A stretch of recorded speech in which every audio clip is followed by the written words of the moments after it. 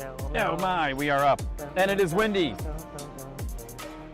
We have returned. We have longer than what we thought because, you know, we never do anything the way we say we're going to do it. So in the time that we did this before, yes. Apparently I ran out of mobile data because that's a thing somehow. Well, I didn't run out of mobile data, but my hotspot apparently said, you know what? Hotspot. Your hotspot's done. So You said hotspot. I did say hotspot. You did. Why not? Well, you got chat over there, just so you know. I do. I got chat. I can't chat at all. Well, you're going to have to look that way for chat then. You know what I'm going to say? Chat. You know what I'm going to say? Chat. I'm going to say there's a bug on my list. You're going to say 10 seconds, but maybe you'll say 5. No, Eight? no, I'm going to say 10 seconds. 10 seconds? 10 seconds. You got to cut Harris off? No, wait. You know what? I'm going to say 10 seconds in 5 seconds because That's too much like 10 seconds. Inception. There you for go. me. I know. Weirdness. In the future, but in the past. I'm going to go 5, 4, 3, 2, 1. Hey, everybody. Welcome back. It's Windy. Mike and Corey. It's still windy. We are still here Exactly. on the banks of the Indian River as we had just covered the Starlink 26 launch that just went off just a little while ago off behind us. Hey, we got this last shot that we want to show you that we took the Canon, the big lens that we say is here all the time. Yep. We put it right on the vehicle assembly building for you. And The NASA VAB. the VAB. And that building actually is right behind my head. It is.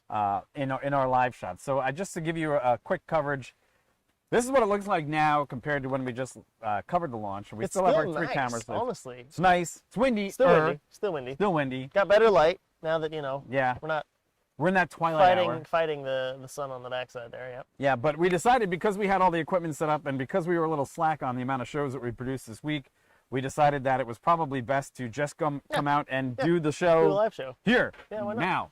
Why which not? We are getting weird looks from the locals, but who cares? Whatever. You know, it is what it is. Whatever. So we got a bunch to talk to you about tonight. So we're going to talk to you a little bit about, first of all, Rocket Labs had a failure We'll talk about that, yeah. of their We can do stage 2 and getting a rocket into orbit today. That was one of the things we want to bring to you. Also, we're looking at the fact that there's some Lilium battery stuff we want to talk to you about. Yeah, There's also Bitcoin is no longer being accepted for Teslas Mhm. from Elon Musk and company. It's true. And also on the topic of Elon Musk, the Starship SN, I believe it is yeah. 16, is going to That's try gonna be to make super a cool. successful launch Yeah, from that's Boca that's Chica. super cool. But the landing spot in Hawaii is still in question, so we're going to talk about that too. So yeah. a lot to discuss, and it's still a little windy, so forgive us if there's a little bit more noise than normal. Yeah, you know, it's We're in the occupational hazard. outside studio today. We are. Yeah, well, Again. But I mean, and you know. yeah, it's But moon's it's out. nice. Yeah, there's a moon The wind is there, starting to die a little little bit, moon. maybe. We had to put on jackets, believe it or not. It's May. Um, It's May 15th in Florida, and we're wearing jackets because it's a little chilly by the water. So there's that. What, 70?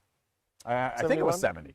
70. It's saying it's 73, but I don't believe it. Not with the wind on my I back. don't think so either. Well, we got a wind chill, you know. Who knows? A little bit. I know Yeah. we just saw some locals that run, well, not locals, but some people visiting, and we talked to them from a little bit of distance, and he's a guy from Rhode Island, and, you know, obviously it's cold up there. So if you're viewing cold us here. from somewhere other than Florida, where it's a little warm, we get it. Yep. But it's windy. We're going to wear jackets, whatever. Yeah, but it's still gorgeous here. Palm trees. It is. It is. The water, however, I've just noticed that the water has calmed down a little bit. So that means, and I can start to feel the wind dying down a little bit, which, you know, is what it is. So, anyhow, Yeah. where do you want to start? Who's starting? Well, you said you want to do the Electron thing. Who, you're going to do it first? What, No, what do you, no. I'm doing, what am I doing? Which one? I don't know. You want me to Um, start this one? Well, you could do that one. Fine. Because we're both on the same camera anyhow, so I'm just going to go over here. Fine. Yeah. And yeah, you're going to yeah. Rocket Labs? Is that what we're going to? Yes. Okay. Yeah. Hold on. Bring it up. There it is. All right. So, ooh, there you go. Look at that. It's all you, bro. Cool. Hey, so welcome back. The first article we're talking about to you today is something we just saw. This happened just this morning, actually. So the article's pretty fresh, obviously. But if you're not familiar, there's a company called Rocket Labs. They're working on rockets with different names, of course, than everybody else. They're one that we're talking about today is Electron. And they're working on some bigger rockets, actually. But that's not actually what we're talking about right now. We're talking about the Electron. And actually what happened was they launched this rocket from New Zealand early this morning. And long story short, when the rocket, it's a 2-stage rocket, when it got up to the second stage ignited briefly and then just shut down. And they did have some satellites on board, and they ended the stream. They were live streaming and covering it then as well. and then after, obviously had a malfunction there with something to do with second stage, they just cut the feed. So unfortunately, you know, we like to see different, all different types of rockets around the world, you know, make it up there. We find space quite interesting, but, you know, stuff doesn't always go right, and that's, and Elon would be the first to tell you, you know, stuff goes wrong.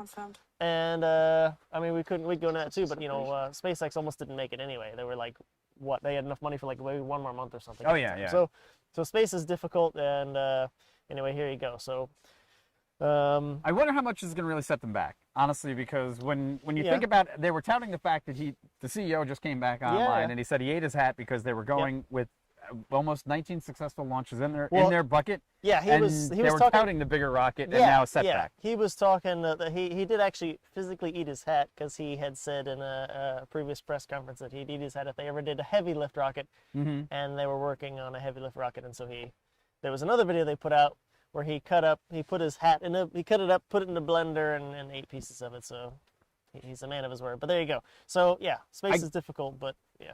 I guess the other thing to be talking about with Rocket Labs is that they do have a different recovery system from SpaceX, and that means that they don't have drone ships that actually land their rockets on. They let their first stage boosters actually fall into the sea.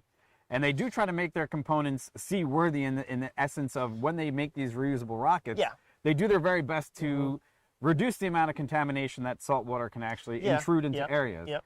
And I mean, but the problem is that this was a second stage that didn't fire. Yeah, that's the thing maybe to point out as Mike was just saying. Yeah, Rocket Labs does try to reuse some components as well. Their first stage, as he said, you know, minimizing saltwater contamination when they let them land in the ocean, wherever they might be over there. But yeah, the second stage was the problem that we saw an issue here, and I'm trying to find some information for you guys as well, like what. It's pretty early. It's just happened, so we're not quite sure, but I've been watching them with anticipation. They seem to be on the right track, and I am interested to see what they do with their heavy lift. They have a pretty good timeline for their heavy lift. Their Electron, for the Neutron rocket, I think they're calling it. So interested to see. They were carrying some customers' satellites on board. They were carrying some black sky satellites on board. So that's certainly unfortunate that it was not a test mission or anything. It was a customer mission. So that's never good, of course. You know, when SpaceX lost Facebook satellite on the pad, that was, I mean, stuff goes wrong. So. Well, you're bringing back bad memories. I'm just saying, I remember the rattle when it blew up on the pad. I remember that boom. So I guess that's what we're getting at, is that while we do like to focus on obviously the successes, and SpaceX has had a lot of good stuff happen lately, it's not always been that way. So what I'm trying to say here is, you know, keep at it. If you guys from Rocket Lab see us, you know, we're still interested to see you guys continue. So keep at it, and we'll keep watching. And it's definitely not a knock. I mean, as Corey says, space is really difficult, and I guess this is a good time to have a discussion about. Look, Atlas has had its failures. You know, everybody had every rocket. I mean, you just mentioned the fact that SpaceX had theirs blow up literally on a pad. With a Facebook satellite on board. So it's never really that easy to get this stuff down to a quote unquote science, because it literally is pushing the envelope of both velocity, fuel, payload delivery, and it's interesting because aerodynamics, the whole thing. Yeah. And one of the things that I had a misconception on in my head, and it was really funny, I was watching this very simple video on YouTube the other day, and they said, look, you know, there's no escape height when it comes to delivering a rocket into space. It's all based on velocity. Yeah, speed. Speed. So the heavier anything is, the more velocity plays a role in what it needs to be delivered up into space. And that second stage is so critical that, to me, I feel like to them it's got to be disheartening at a different level, because you generally don't see second stage failures. That's the hardest thing, I think, for that team to probably have to kind of go through and do the research on, right? And the second part of it is they're probably not going to be able to recover very much, because whatever comes back down is probably going to burn up. Yeah, I don't know. I would be interested to see, and I will try to find out more information about that, like where, because they tracked where the second stage came back down, because it certainly came back down.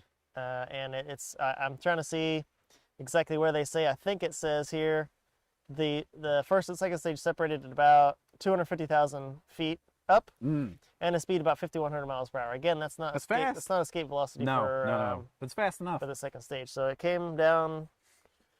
It'll burn up. It came up somewhere. So yeah, I'm trying to see, but somewhere over the rainbow. Well, it's gone. Yeah. Hey, folks, and remember, if you get a chance, like, subscribe, follow. We're doing our very best here on the channel to bring you the utmost in space news, technology, and everything else, all in one place. That's the Not Your Average show, kind of our thing that we do. Yeah. But if you get a chance, like, subscribe, follow, and we appreciate all the support. Yeah. And with that, I think we're going to move on. You ready to move on? Yeah, man, have it. Where are you going next? I think I'm going to go to Tesla. Why not? Do it. You know what? Because we can talk about the really big one. I still can't pull that article, so it's all you. Really? It's all me? Okay. Yeah. So here we go. This is pretty easy, guys. Recently there was a huge deal made by the fact that Elon Musk was going to start accepting Bitcoin for Teslas. And basically at that level and the value of Bitcoin, everyone is quite astonished for him to be one of the first automakers to jump in line on the cryptocurrency train, basically, and try to capitalize in what is the cryptocurrency craze. Yes. However, in a recent turnaround, which was only, I guess, about 3 months, Elon Musk and Tesla company has reversed course and said that they're not going to accept Bitcoin, and they're citing mostly the fact that in a green world kind of situation, the carbon footprint overall for Bitcoin is far too extensive right now to ignore as it being a safe currency for exchange. Most notably, he's also saying that coal, out of all things, is one of the most common burnable resources, that Bitcoin certainly seems to be driving up coal emissions, and there are no substitutes for that currently in the marketplace. So, well, currently that they're saying that they could do away with coal quickly and easily and still use Bitcoin as a substitute. Right. And mostly becoming, I guess it's coal is powering a lot of the electric plants that are basically used in Bitcoin mining, which is basically used in blockchain currencies. As everybody knows, you get a couple of video cards, string them together, and you too can also mine for Bitcoin. The difference is, if you haven't paid attention, video cards are power-hungry devices. They are very. And I'm going to say that where places where they're doing large cryptocurrency mining, they're probably more coal-dependent as far as their fuel structures. Could be.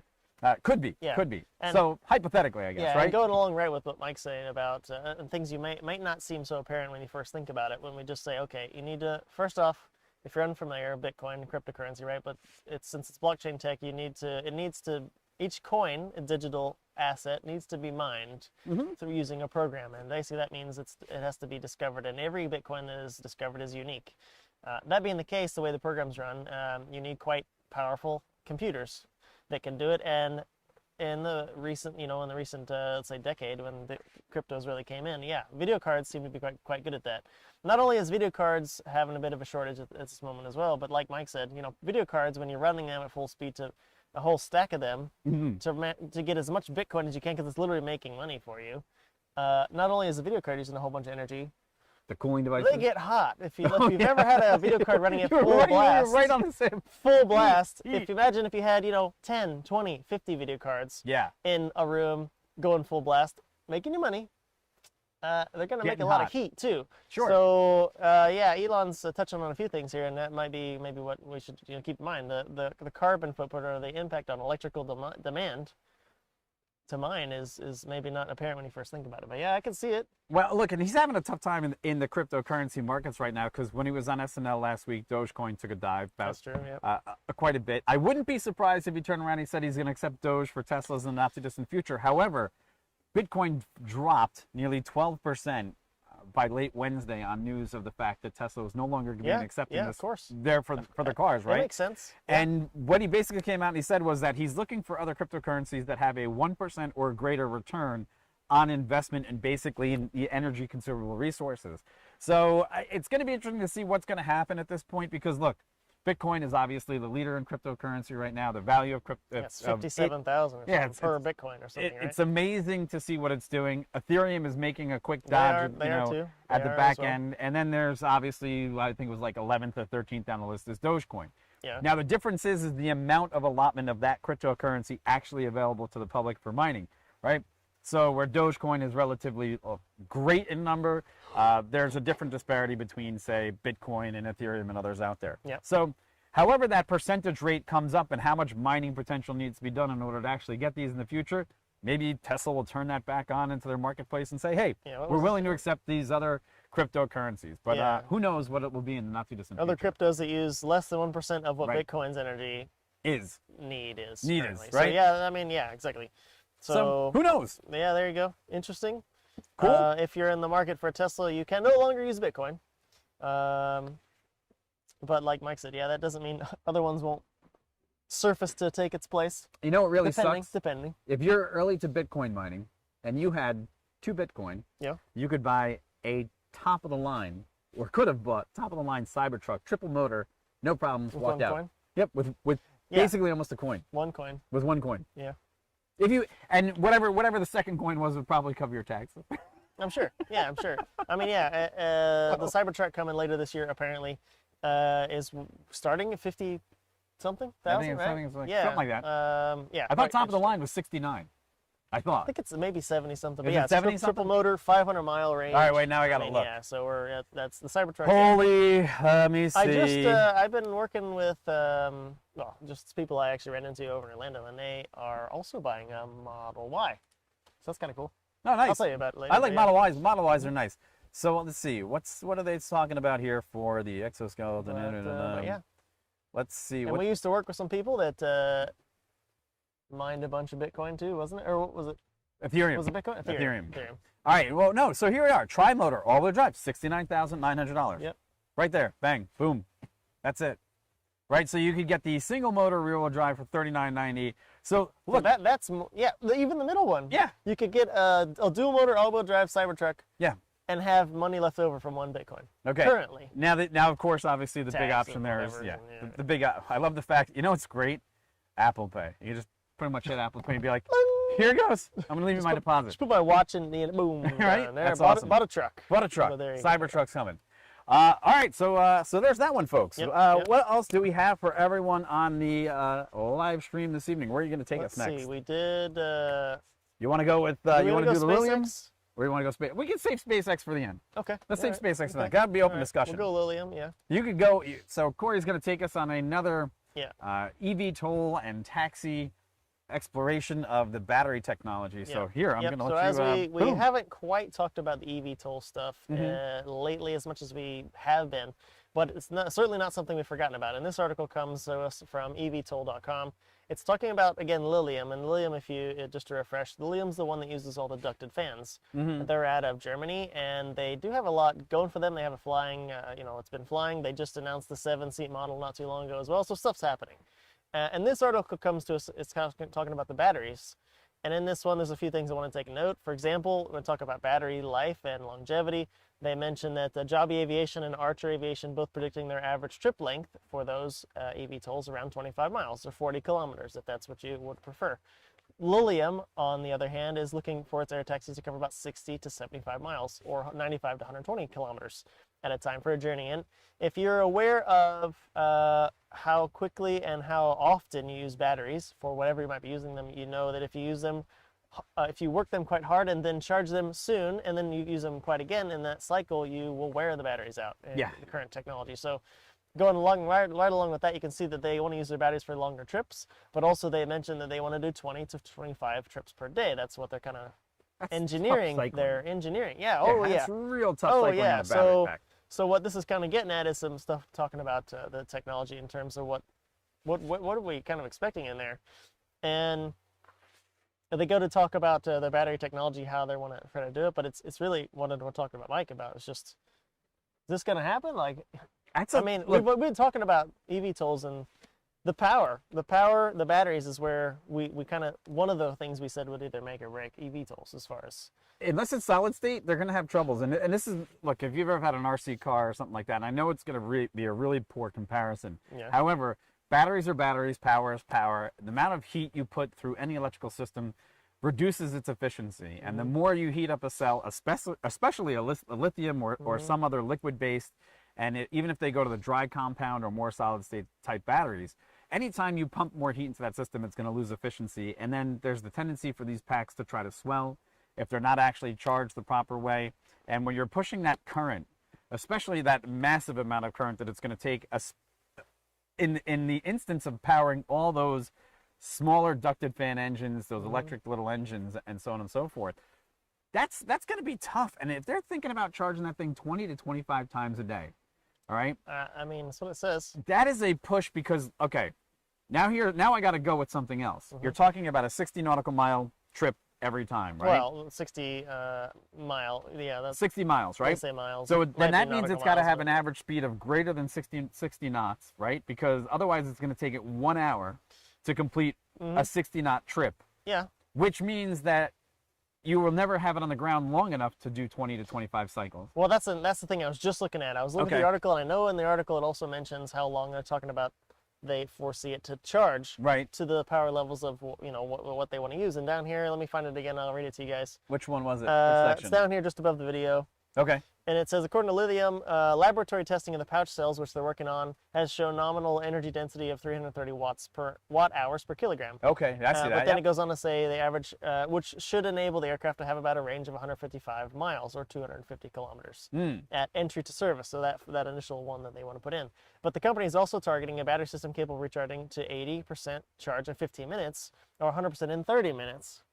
Oh God. 80% in 80% in 15 in 15 minutes is putting some energy in there. How are they going to dissipate? So this is what I Well, want to that's know. the next thing. That's the next thing. It Okay, says right wait, down go here. ahead. Go ahead. Meanwhile, it is developing digital platforms, and this is a quote, for coordinating and monitoring the rapid charging of the jet's batteries and controlled temperature regulation for optimal throughput and battery health and longevity. So we know heat can be a bad thing when charging, but we also know output also depends on temperature and capacity for that matter. How much energy you can put in the battery depends a bit on temperature. So I'm more skeptical now that you read me that statement than I was before, and I'm going to tell you why. sure, right? yeah, of course, yeah. Because that means they've got to have some other source of cooling, and if they don't have an external source of cooling, meaning AKA liquid, okay, or some sort of heat fin I imagine it's probably dispersion, liquid cooled. okay, if it's not, which means more weight, Yeah, of course. which means on an aircraft, anytime you put weight on an aircraft, unless they have an off. Now, listen to me for a second, because it's going to sound crazy, but it might not, right? You turn around, you take the aircraft, it lands. When it lands, it gets connected to not only an electric current, but a cooler. pump. Yeah. And the pump, just like a Formula One does kind of situation where they need to cool certain elements or they heat certain elements, it's an external pump that suddenly just cycles that coolant through the system, and they both have that same umbilical together. And that's how they do it, because that's the only way I can think about them doing it. Maybe that could be. That's interesting. They've also haven't mentioned what company they're working for, what third-party company for this. Some of this stuff to be developed. So we can't glean too much for that. They're not telling all the things yet. But that would be really cool for a liquid cooling solution, to keep the pumps off board, but keep a little bit of liquid. It must also depend on the fact that you cannot be dependent on the coolers to cool the pack. While it's flying. Right. It must not need to be cooled while it's flying. Yep. Only when it's charged, because that would be a huge problem if you needed to be cooled midair. I mean, that would never work. But that's why we're kind of talking about this stuff with you guys. You read this article, and we think we get to thinking about at least what we know, and we're like, okay, challenges could be cool, but it's interesting. They are going to have their work cut out for them, definitely. And look. Yeah. So let's go on to another discussion. I think there was a great comment left behind on one of our recent videos, and I just want to get to the comment because it was left by a gentleman, and I don't want to misquote or say anything wrong in the sense of what was put out there, because it was actually a great comment, because we've been really following Jet Up Terra. We put up a second video about the stuff that was on their website. We mentioned about it a little bit earlier, and one of the comments that actually came through. What are you looking at there? I want to read that too, but continue what you're saying. Go ahead. So the comment was by a gentleman, Dave Rainbow, and he said that innovation is obviously important in this space, but also its timing. Where do you think Jet Up Terra is compared to Lilium or Joby regarding getting to market? And look, Lilium is... We also follow the solid-state battery conversation, so where do you think the two of them are relative to, say, a Jet Up Terra or someone else in the industry? Yeah, and even let's throw in Beta, because obviously Beta's got their stuff going on with the Air Force and UPS, so let's throw them in the conversation. Okay, first off, I think unless I'm mistaken, I don't remember us seeing that Beta had any batteries on board yet. Were they using traditional propulsion, chemicals and Right.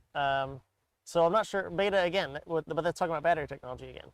If we go back and talk about Jet Up Terra again, Jet Up Terra, from what we've also seen, is using like APUs, right? So auxiliary power units, which are petrol-powered turbine powered for power generation, but also thrust, vectored, in a way through their system they're using, their fluidic propulsive system.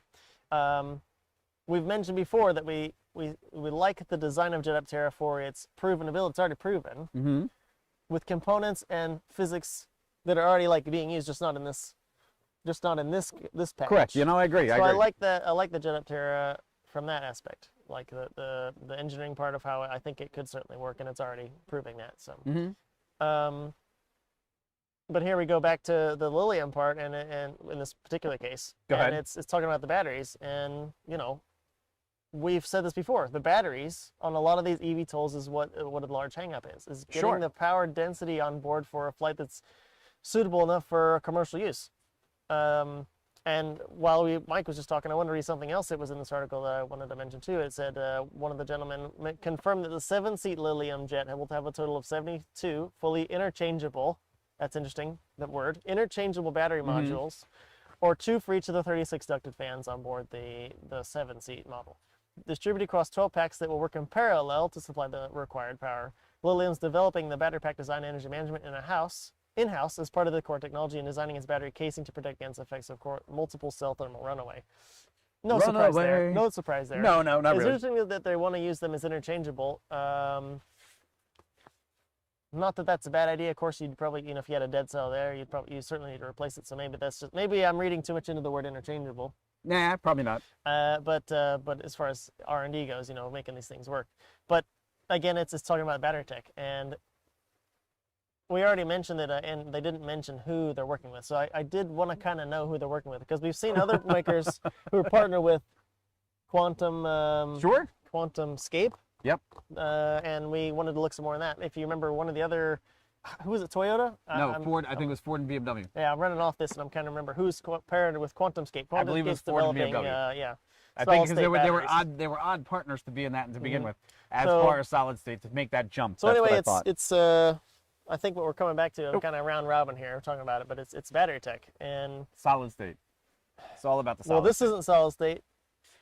That we know. Okay, so but here I'm gonna go someplace else, right? Yet. Yeah. So when we talk about the Lilium, Joby, and I'm going to throw Beta in there, and Jet Terra, and what Corey said is 100% correct, is that what we do believe is that when you take off-the-shelf components and you use them in unconventional ways, yet they've already been designed for aviation, that limits your pathway into basic development of an aircraft, right? So when you take something that's electric, or you take a new propulsion style unit, or something that's diverting thrust in a different direction, it has to go through all sorts of certifications, which puts you at different odds. However, that being said, I think Beta's got right now a huge advantage with the fact that they're letting Air Force airmen actually train to fly their particular aircraft now, which puts them in a slight pathway that I said Jet Terra also has an inroad, because they've gone a military route, and generally when things become very successful in the military, they have an easier time transitioning into the civilian market. Caveat being, though, overall, where I see the marketplace and its timing, where Jet Terra still has to prove part of their fluidic propulsion system is going to be a feasible investment. If it does prove out that way, which from everything I can see it should, they will have other bigger advantages in the field, like they're going to be quieter. Well, that was the thing I was going to mention. If you didn't mention it, was I'm mentioning it. No, you can't start my go. Let me finish. Okay, it's going to be quieter. It's going to burn fuel, which means it's going to have less restrictions as far as weight as it goes over distances, and on top of that, it's going to have fully controllable vector thrust, which is going to give it possibly a dynamic control principle better than others in the marketplace. However, timing will still be a factor if it can be successful enough, whether or not to be in the marketplace. There you go. Certainly. So now you're going to take my argument. No, what I was going to say about Jet Terra, not to discount, we said it before though, the articles we've seen where they're partnered with Air Force and the Army are not feasibility, does it fly, they're how quiet are they? Yes. Which is interesting to me to see that's the first thing we see from the military and Joby, or Jet Terra, was that they're talking about how quiet it is. So you can almost assume it works. So could be, they may be past does it work, because now they're like, oh, how quiet is this thing? Because we see it has good VTOL capability. It's going to have components that are already proven. Yes. Oh, and it might be super quiet. Oh, yeah. More quiet. Yeah, let's test that. Let's so buy that. Forget about tests. Let's buy that. So let's see. But again, we're way off subject here. No, we're not, because this was part of the back end. We're still talking about eVTOLs. I know, batteries and whatnot. The funnier part is you were going to steal my conversation because I knew where you were going to go, because I think like you too much. So I knew where that was going. All right, fine, whatever. Anyhow, you want to close this one out, because then we'll move on to the final discussion. So if you held out with us for the whole argument, discussion about eVTOLs, we're gonna keep tracking eVTOLs, all the different makes, all the different developments with batteries or whatever it might be. And so thank you so much for following us. Please like, share, and subscribe. Very much appreciated. It helps us out and allows us to do different things, like, come out on site and do a rocket launch like we did earlier today. Maybe buy a new tent so it doesn't fall down on us. That would be good. That'd be nice. That would be very nice. Much appreciated, and thanks. Thank you so much. Yep. Okay, so the last one's going to be almost like an open forum question, because I'm just going to introduce the topic, because you're going to hear a couple of key components in what is going on with the SpaceX development of Starship. And when I just got to say this, because Spaceship has actually filed paperwork right now, okay? And what they've done is they've filed paperwork to launch from their standard launching position in Boca Chica, Texas, but they're going to launch the stack of Starship, meaning they're going to launch the first and the second stages. Yep. And they're planning to take this prototype vehicle all the way up into orbit or suborbital, but then they're going to, quote unquote, splash down off the coast of Hawaii. Yeah, Starship. The second stage. The second stage. So look, we've talked about a couple of different things here now with Starship through the course of the show. And number one has been that we haven't been one of the ones that have been mostly on top of what they've done. We've basically talked about their achievements. However, we have talked about at a previous event and a launch was the fact that SpaceX had bought oil platforms. Oh, yeah. Okay? Yep. Which I'm kind of curious as to whether or not maybe one of these oil platforms might be put into service at this particular time. I'm not really sure. If there's an oil platform on its way to Hawaii. Might be. Or already there. Or, who knows what, yeah. Because, look, I know that they're... How cool would that be? No, well, look, he obviously can blow up as many of these things as he wants, because it has proved to not slow down production or the ability for them to get them airborne at all. Which means splashdown is one thing, and they could literally make it just splash down and be like, well, it's going to be a complete, loss, but we're going to see it go vertical. Well, they're certainly going to pick it up. I can't imagine they're going to splash it by Hawaii and not want to see whatever's left of Starship. Good because point. they're going to make, it said also, let me try to find out, I don't want to misspeak, but I'm pretty sure it said a soft landing in the sea. Right? Okay. Where is that? Was it soft landing? I think, it might not be the words, but I thought it said something about that, which implies to me they're going to pretend the ocean surface is a landing platform and then land it there. It says here, SpaceX wants to collect as much data as possible during the flight and learn about the entry dynamics of the Starship, which is important because this time means it's going to go higher than that low orbit that they've been doing and actually go transorbital. Yeah, right? It's going up. So it's going to go up. So the thing is, I think you said there was a thing. Is it not this article? I swear I saw something that said soft landing off Hawaii. Soft landing. Maybe it wasn't this article. Is that like a soft opening of an attraction at Walt Disney World? We're here all week, folks. No, we're not. No, we're not. Absolutely not. We're not here all week. Yeah. I'd like to know what that means. I don't know where it is, but I thought I saw something that said soft landing. All right, now you're gonna make me have to go to the research here. Yeah, there you go. But I'm gonna have to type in soft landings and Starship soft landing Hawaii. Starship. Let's see what they say here.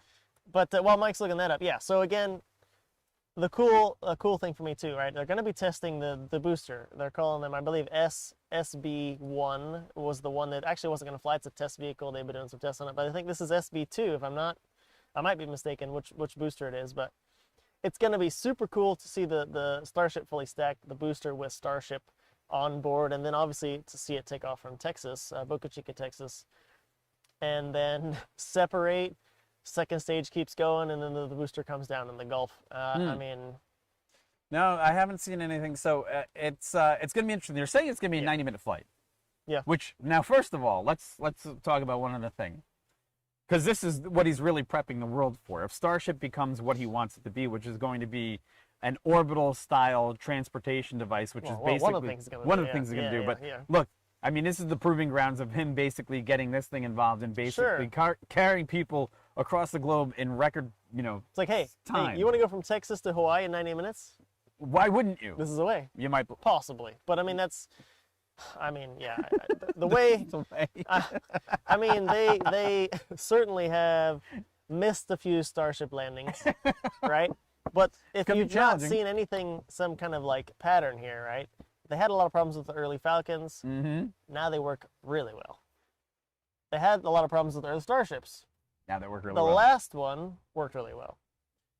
They're making things work that a lot of people had said, no, that's how can you do that? And they keep rapid prototyping, and they keep at it, and they learn, and you know what, like they lose a rocket, and what, like 3-4 weeks later they got another one. Like, they're back at it again. And the only thing that slowed them down half the time is the FAA half the time, right? So sure. I wonder. My gut tells me that they're going to probably do as much as they can to get this done. Soft ocean landing. Okay, so off the coast of Kauai. Kauai, so the northwestern. So that was island. in that article. What part was that in the article? Just it's right below that video. Really, right below the other video. So is that where they actually say soft? That might be a video there that's not loading. Oh, okay, that could be it. Go down right below that. There. Ah, okay. There you go. So you did read right. So Corey's not crazy, and I didn't think he was crazy ever. No, it says soft ocean landing. I missed it in the article. So 62 miles off the northwest coast of Kauai. So northwest of almost all the islands. That's for pretty a safe. Soft ocean landing. Yeah. So that's what I'm saying. So soft ocean landing, to me, tells me not on a platform. Tells me gonna come down like they've been doing in Boca Chica, like boost like it's gonna be, uprights itself, and then just plops itself into the ocean in a slow descent. All right. So I don't know. Sounds like fun for that should be super cool. SpaceX. Do you have a date on that? No. Don't ask me such technical questions. It's late. I just wanted to see if we could. They filed the paperwork. Yeah, so they filed it with the FAA. They filed it. No flight date has been announced yet. All of the necessary. They flight it but they want to get it. FAA and yeah. They want to get it into orbit by the end of 2021. So that's all I'm saying. Here's what I want to do just before we go. Yeah. I want to take a look at this. There it is. That's the vehicle assembly building lit at night. Yep. Here off the across the St. Johns River. Yeah. That looks pretty nice. And here's our wide angle shot. You can actually see the actual building right there off lit up in the corner. A bit hard to see. And little hard to see. This is normally our representation of what we would see with a rocket in the middle if we were coming to rocket launch. But it's a beautiful night here. It is nice. Which is really, really pretty. But here we are, and it's time for us to say. Yeah, I think so long. Farewell. Yep. Don't. Nope, I stopped. Song. Don't do that. Hey, folks, we appreciate your time. There you go. Mostly, we can't say enough about how much we appreciate the subscriptions and the likes and the follows and the shares and everything else that's coming up. Because for us, we can see that obviously we're hitting on a couple of great places that people like to really invest their time. Yeah. However, we need your help. And the best way you could help is to like, subscribe, and leave us a comment below about things that you'd like us to talk about.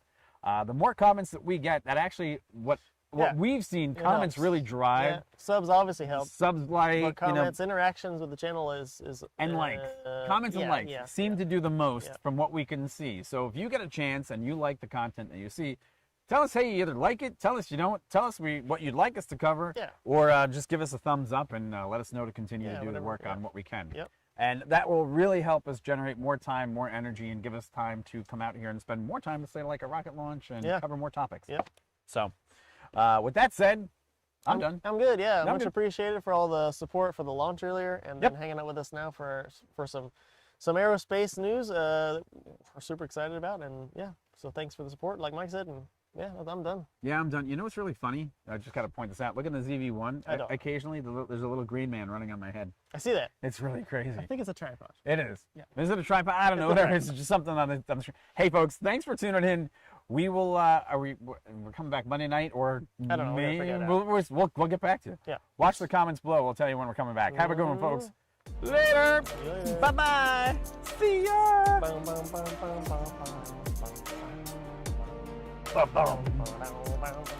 It's really silly that we would actually do that over his music because he's really good at his own music. It is good. I mean, so again, like we usually do, thanks to Harris Heller. This is our free music.